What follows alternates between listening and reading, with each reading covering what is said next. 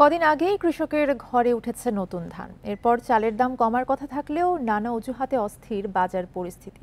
অথচ গত বছর একই সময়ের চেয়ে প্রতি কেজিতে দাম বেড়েছে ৮ থেকে ১২ টাকা পর্যন্ত। খুচরা ব্যবসায়ীদের অভিযোগ, মিল মালিকদের অবৈধ মজুদের কারণে চালের দাম বেড়েছে। তবে এমন অভিযোগ মানতে নারাজ মিল মালিকরা। এ বিষয়ে আলোচনা করতে রাজধানীর মিরপুর থেকে আমাদের সঙ্গে যোগ দিয়েছেন বিশিষ্ট কৃষি অর্থনীতিবিদ ডক্টর জাহাঙ্গীর আলম। আপনাকে স্বাগত জানাচ্ছি ইন্ডিপেন্ডেন্ট সংবাদে। আপনার কাছে আমার প্রথম প্রশ্ন হচ্ছে, গত বছরের এই সময়ের চেয়ে চালের দাম কিন্তু প্রতি কেজিতে বেড়েছে ৮ থেকে ১২ টাকা পর্যন্ত। এমন ভাবে দাম আসলে কেন বাড়ছে? দেখুন, দুটো প্রধান কারণ হতে পারে।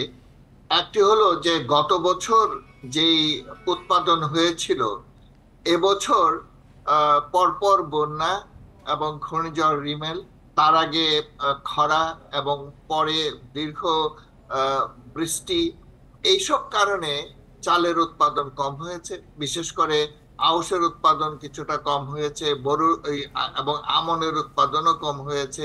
কৃষি বিভাগ যতটা বেশি উৎপাদনের কথা বলছে, অনেকেই সেটা মেনে নিতে চায়। অনেকে বলছেন যে এই যে এটা যেই হিসেব কৃষি বিভাগ থেকে দেওয়া হচ্ছে, এটা অনেকটাই এই ক্ষেত্রে একটু জানতে চাইবো, চালের সরবরাহতে তো আসলে কোনো সংকট নেই। এই মুহূর্তে চালের কোনো সংকট, হয়তো ভবিষ্যতে কিছুটা কম হতে পারে, কিন্তু উদ্বৃত্ত চালের বাজারজাত উদ্বৃত্ত অন্যান্য বছর যত থাকে তত বেশি এবার নেই, এটা নিশ্চিত। এবং এই সুযোগটাই আমাদের ব্যবসায়ীরা নিচ্ছে, এবং ব্যবসায়ীরা কারসাজি করে চালের দামটা বাড়াচ্ছে। তো এইখানের মধ্যে একটা হলো যে উদ্বৃত্ত কম, ২ নম্বর হলো যে গত বছর যে চালের উৎপাদন খরচ ছিল, এবছর চালের উৎপাদন খরচ তার চেয়ে দেবে। সুতরাং চালের দামটা যে কিছু বেশি হবে এটাই স্বাভাবিক। এবং তৃতীয় বিষয়টি হলো যে এই যে উদ্বৃত্ত কম, এই সুযোগে আমাদের যে ব্যবসায়ীরা আছে তারা চাল ক্ষেত্রে, মার্কেটিং এর ক্ষেত্রে কারসাজি করছে, এবং তারা মিল গেটে বেশি দাম নিচ্ছে, যে কারণে চালের বাজারটা এখন চড়া। আরেকটি বিষয় হলো যে সরকার যে চাল সংগ্রহ করছে, এই চালটা পুরোপুরিভাবে সংগ্রহ করছে মিল মালিকদের কাছ থেকে। তো এই ক্ষেত্রে সরকারের কাছে জমা চাল দিয়ে তারা আবার যে বাজারে সরবরাহ করবে স্বাভাবিকভাবে, এটা হয়তো তারা পারছে, যে কারণে চালের আপনি যে বলছিলেন ব্যবসায়ীদের কথা, এই ব্যবসায়ী এবং মিল মালিকরা একে অপরের উপর দোষ চাপাচ্ছে, তাদের কি আসলে এই ক্ষেত্রে দায় নেই? সবচেয়ে বড় দায় হলো মিল মালিক।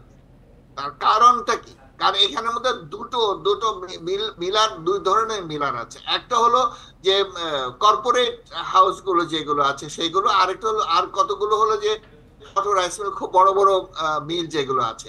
এরা তো উৎপাদনের পরপরই যে একজন কৃষক বলেছেন যে তারা ভিজা ধান খুব তাড়াতাড়ি করে সংগ্রহ করে নেয়, এবং পরে তারা এটার দাম বাড়ায়, এবং যখন বাজারে ছাড়ে তখন দাম অনেক বেড়ে যায়।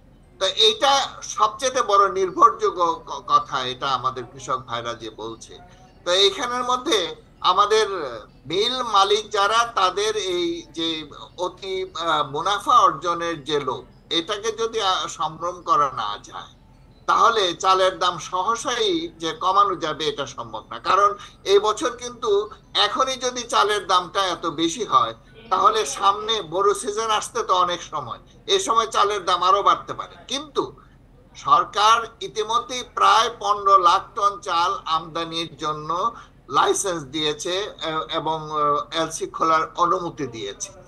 এই ক্ষেত্রে যদি চাল পুরোপুরি পর্যাপ্ত আমদানি করা যায়, তাহলে হয়তো বাজারে যদি ওপেন মার্কেটে চাল বিক্রি করা হয়, তাহলে হয়তো। এই অবৈধ মজুদের বিরুদ্ধে সরকার কোনো ব্যবস্থা কেন নিচ্ছে না? সরকার হয়তো ব্যবস্থা নিচ্ছে, কিন্তু সরকার কার্যকর না, সরকারি পদক্ষেপটা কার্যকর না। প্রথমত হলো যে সরকার আমদানি করতে চাচ্ছে প্রায় ১৫ লাখ টন চাল, এই পর্যন্ত ৩ লাখ টন মাত্র আমদানি করেছে। কাজে সরকার যে খোলা বাজারে হস্তক্ষেপ করবে সেটা পুরোপুরি ভাবে করতে পারছে। আর দ্বিতীয়ত, যে মিল মালিক যারা আছে তাদের ক্ষেত্রে সবসময় বলা যে তাদেরকে দমানোর জন্য চেষ্টা করা হচ্ছে, আসলে তাদের এই পথটা কার্যকর হয় না। এবং মিল মালিকরা সবসময় তাদের কারসাজি চালিয়ে যায়। তো এই ক্ষেত্রে এই দুটো দিকেই আমাদের ম্যানেজমেন্ট প্রবলেম, ব্যবস্থাপনা সমস্যা আছে। আমাদের খাদ্য বিভাগ এবং সংশ্লিষ্ট বিভাগগুলোকে এই ম্যানেজমেন্ট প্রবলেম আসলেই পাশ কেটে যেতে হবে। জি, আপনাকে ধন্যবাদ আমাদের সাথে যুক্ত হবার জন্য।